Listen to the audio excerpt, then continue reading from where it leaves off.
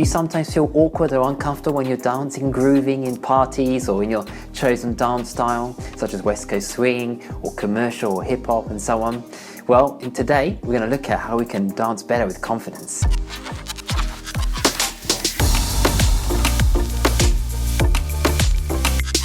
Hey guys, it's Felipe Braus and a huge warm welcome to my channel where I help people get better at dance. I have a special focus on West Coast swing and solo dance with influence from other styles such as commercial, contemporary, ballet and hip hop. And I post tutorials on performances to inspire you. So you're very welcome to click on that subscribe button, click on those notifications to get up to date when we have the latest videos. And also you're very welcome to comment with your own tips on how to groove in dance, and also to share with a friend that you feel this would help. Great, so here we are. So the very first tip I'd like to give is to recognize the downbeat and the upbeat in music. So most music, pop music especially, Western music will have, they'll count in 4 counts. As dancers, we tend to count in 8 counts.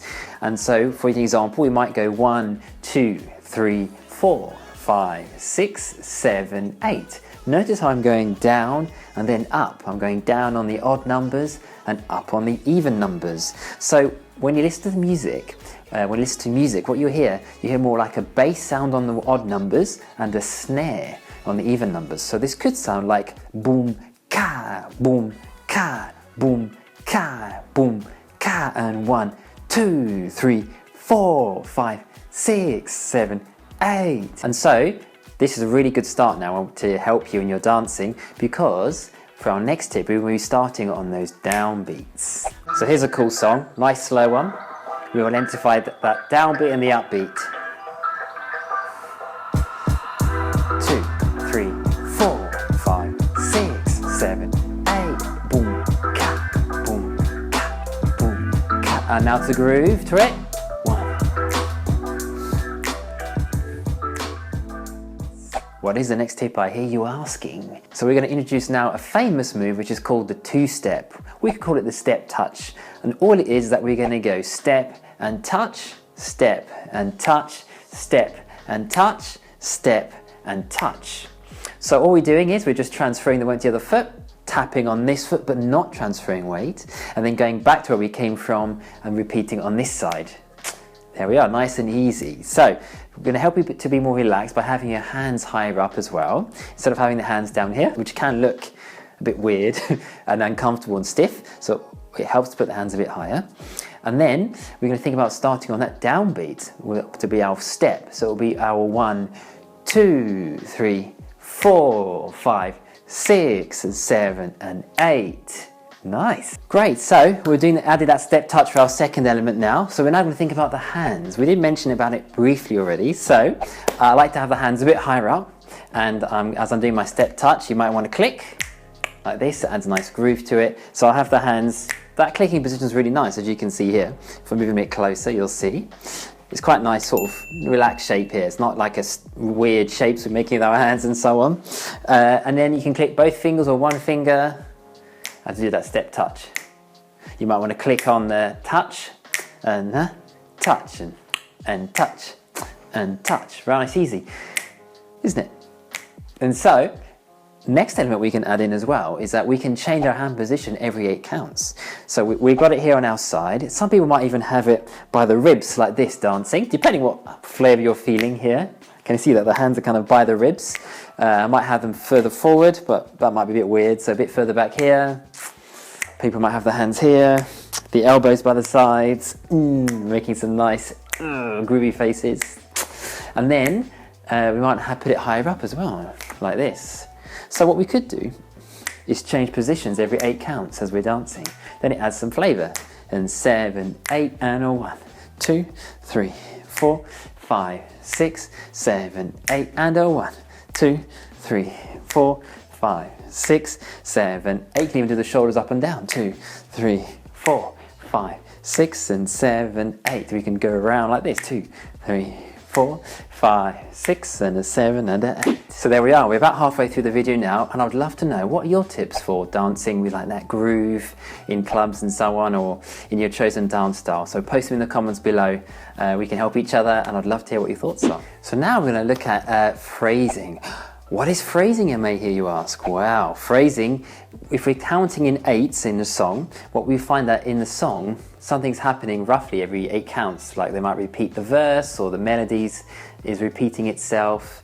The melody could be defined as the something happening in the music, like the singing or the instrument doing something in a certain rhythm and with certain pitches. So for example, if I'm singing na na na na na na na na na na na na na na na na na na. Now repeat again for the next count of 8. Na na na na na na na na na na na na na na na na na na. Repeat again. Na na na na na na na na na na. So this is what is called, like we call those like mini phrases of 8 counts. But they also have phrases, more major phrases. So we call those like 32 count phrases. So we could also think about our dancing to those 32 count phrases as well.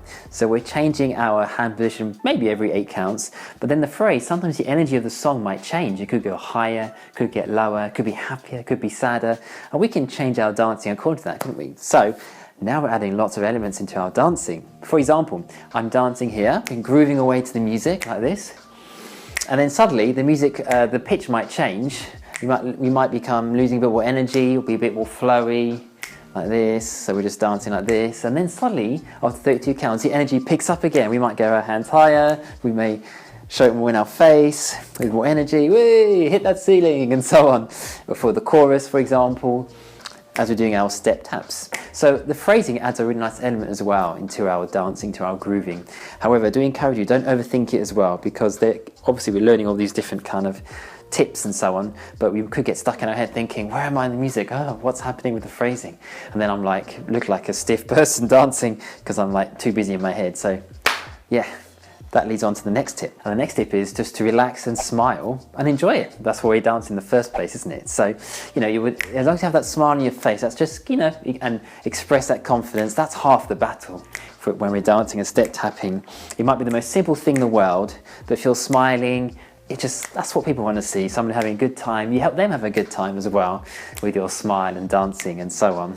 So I encourage you to have that, enjoy it, relax, smile in that face as well. And the next tip as well, I heard this one from another YouTuber. I haven't got his name on me now, but I think his name was Tony. And he was mentioning some of these tips as well. He mentioned these tips I've been mentioning to you. He's great, so give him fantastic credit. And he talks about when we're tapping, we go into the ball of the foot, the one that's weighted, which can add a nice groove. We might go backwards as we do that with our torso, like this. Adds a nice groove, so that's cool. So we go the weight towards the ball of the foot. Rather than being on the heels, like this, we're more weighted towards that ball of the foot, especially as we tap here, like this. We come forward and we tap. That feels really good as well. I love trying it because it felt really great. And now the final tip, which you might want to add in, is to start thinking about angles, using your torso and so on. So we might want to think about the torso having some movement, like this, in and out, instead of being stiff as you do your step tap, having some more in and out. I like to think of it maybe as just coming up slightly like this. You can have the energy coming out and out, or in and in. So if I'm doing my step tap, I might go out, out, out, out on every count. We might just do it on each half count, out. It's all up to you. It's your artistic freedom to do what you want to do. And adding that groove with the torso adds a nice flavour to the dance. You might also want to rotate it around the torso as well, to the way you're going. Imagine there's a flashlight on it, and the flashlight's going the way you're going as you're grooving. Or if you go the other way, you might go away from the way you're going. You might want to do that, like this. And then you might want to think about leading from those hips as you go backwards, and the backwards and then tap, and then backwards and tap, or lead forwards from those hips as you tap, and forwards with a little circle as well. So much we can do. So, enjoy, have fun. So thank you very much everybody for watching. My name is Philippe de Barros, and you're very welcome to follow me on social media. Here's my Instagram account handle, and you're very welcome to share this with a friend that you feel this may have helped. And I'd like to wish you all a wonderful day, and don't forget to enjoy your dancing.